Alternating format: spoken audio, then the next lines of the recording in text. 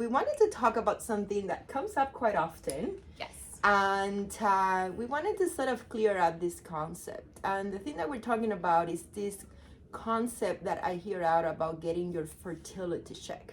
Yeah. So there are some fertility clinics advertising, come for a fertility check. There's people on social media and saying, make sure you go and get your fertility checked. There's people saying, listen, before you even start trying, we get consults all the time. I'm not trying, I'm in a relationship or I'm single, but regardless, I'm not trying. I want to maybe get pregnant 3 years, 4 years, 5 years, and I want to make sure everything is perfect for when I try. Yeah. What do you think about that? This is a really tough one. And on one hand, I gotta say, I'm so glad that people are thinking about their fertility and that they're thinking ahead about these things, and that it's not become like automatic that, people will not have difficulties getting pregnant. People are realizing that infertility is common and it absolutely does happen. So I really applaud that. And I applaud the idea that people are thinking about, some of the testing we do in fertility. However, and there's a really big however, there is absolutely no way to really know whether someone will be able to get pregnant at a given time with or without a particular partner. There is just simply no way to really truly check somebody's fertility. I always tell people, like, fertility is like this 1,000-piece puzzle. And, the tests that we have maybe look at a couple of pieces. Some of the pieces may be missing, partner, not partner, in terms of where the sperm may be coming from. And then a lot of the pieces we just don't see. We just don't know. We just don't understand. And so really there is no way to really be able to tell someone, yep, you're going to get pregnant, no problem, or otherwise. I mean, what's your take? Yeah, no, absolutely. And I worry, we see consults like this and we do some testing because people are here for a reason. Yeah. But I do worry about the false sense of reassurance. So I'm really big at saying, yes, your tests are fine, but that doesn't mean that you can now be confident that pregnancy is going to happen when you want it, because the last thing that I want is people coming back to me 2-3 years saying, I don't understand, you told me it's going to work, what's going on.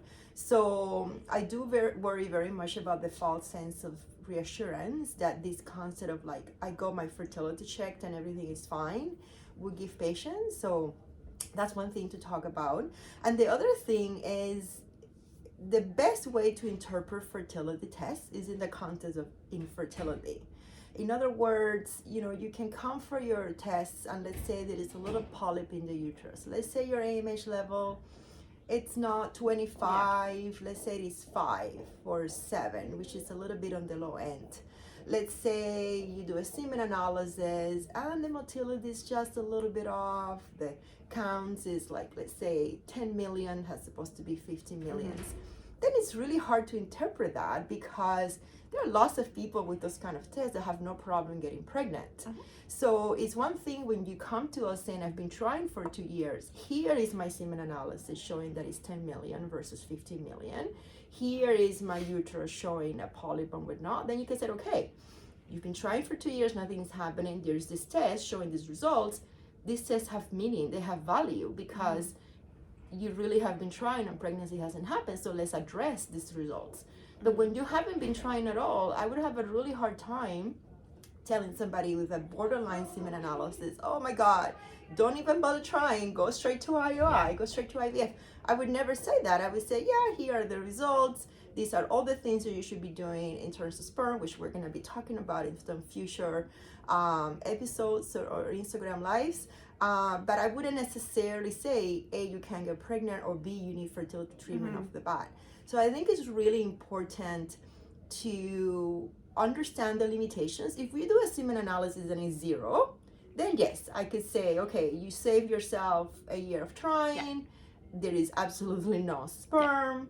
Then we gotta do something about that. If you, but let's say, how often does that happen? Never, like very, very rarely. let's very, be clear, very rarely. Exactly. Most of the time, it's either normal, which again doesn't guarantee it's gonna work, or it's borderline, which kind of leaves you in this, place of anxiety and worry unnecessarily, because for all you know, in reality, once you start trying to conceive, everything it's okay.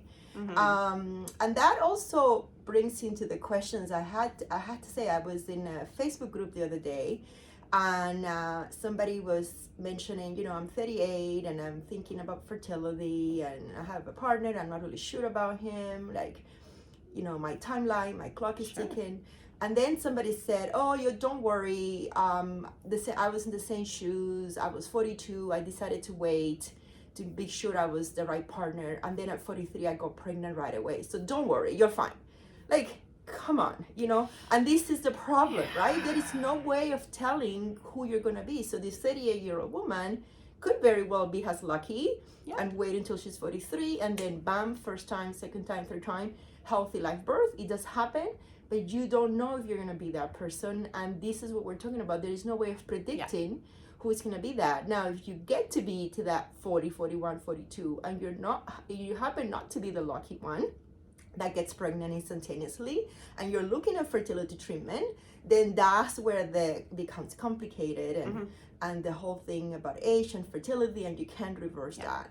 So I'm, as you know, here at Markham Fertility Center, we're women-led physician clinic, we're big-time feminists, and we hate the pressure that gets put on women all the time to conceive and have children.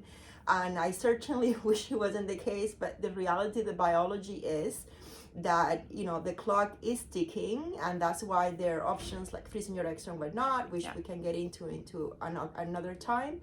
But certainly the take-home message is there's just no way of predicting who's going to have problems and who's going to not have problems, unless you're having a semen analysis that is very definitive, like 0 sperm, or you do a test and you're in complete menopause. But honestly, you don't need to do a test for that if you got the symptoms. If you got the symptoms, you got the symptoms.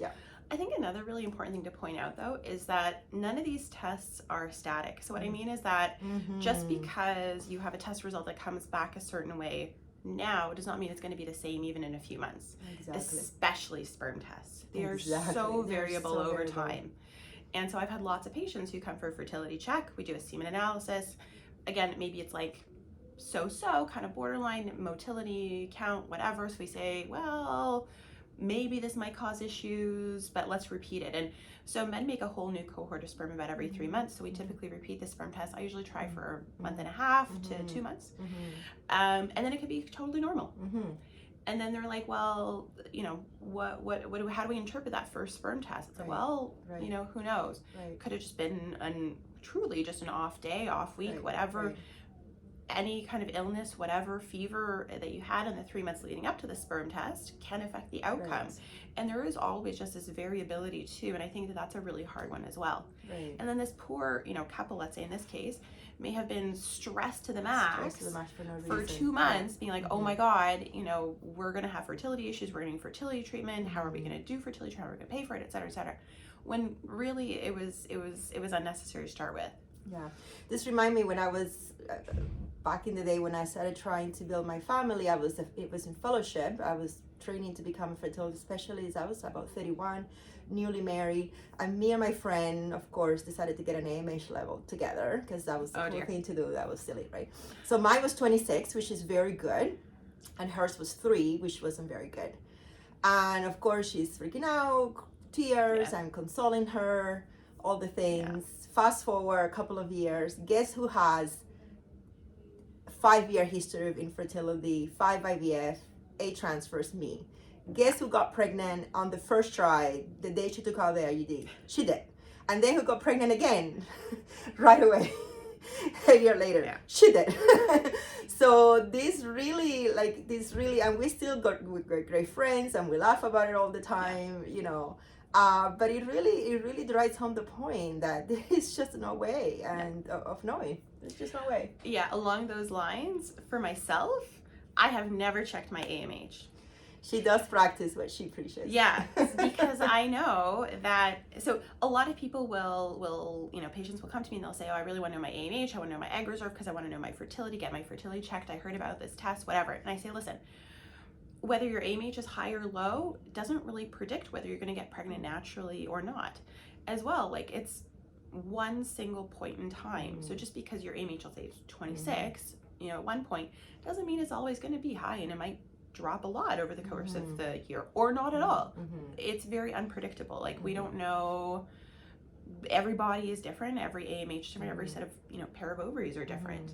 So that's why I've never checked my AMH, because I know that it won't predict whether I'll be able to get pregnant or not. And I know that if anything, it'll just cause me anxiety for potentially no possible reason, if, for instance, if it were to come back low. Right. So, and I always tell patients that, to sort of say, like, listen, like, I'm not just sort of, you know, talking out of the textbook, right? Like, this is actually what I truly believe in, that, you know, because that anxiety and that added pressure of trying to figure out, okay, am I going to have kids now? Am I going to have kids with the person I'm with now or not? Right. It's a lot. It's a lot. And it shouldn't be based on a blood test. It should be based on bigger life choices, right? Absolutely.